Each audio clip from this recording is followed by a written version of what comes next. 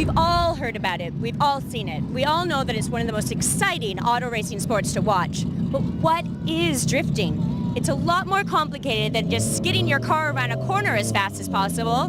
Where did it all start? What makes one driver better than the next? And how do they get their cars to drive like that?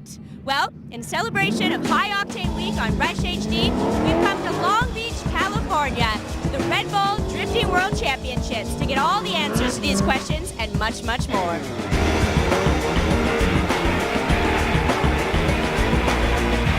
Drifting is basically pushing the car beyond its limits. I don't know if you can really call it a motorsport. You don't really race against the clock. There's not really an objective element to drifting. It's subjective, it's judged. Look at drifting a bit like if you were to look at figure skating. Figure skating is not about starting from a straight line and going to the other line. It's about putting a performance together. The judges set up a course that they're ultimately looking for the fearless driver to push as hard as he can into a condition that you would typically wreck. One element that makes this even more difficult is there's usually another car right next to you. One leads, and both cars get a score with the following car trying to mimic the lead car. And then the second run, the leader becomes the chaser, and it has to mimic the first one. And one of them gets eliminated from competition, and one of them moves on to the next round until you have a winner.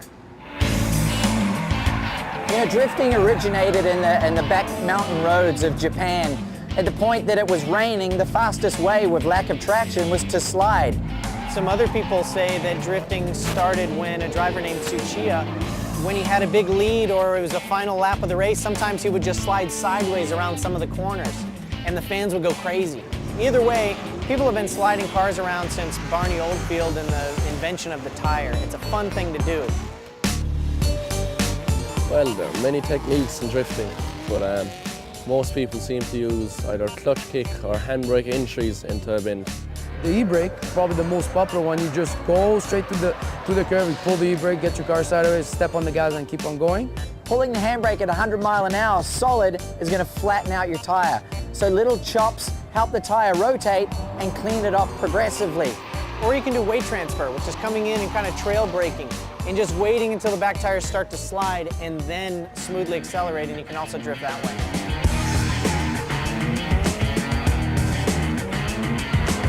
About 5 years ago, when drifting first came to the States, a lot of sponsors and a lot of people in motorsports thought it would be a flash in the pan, that it would be maybe 2 years as a popular sport.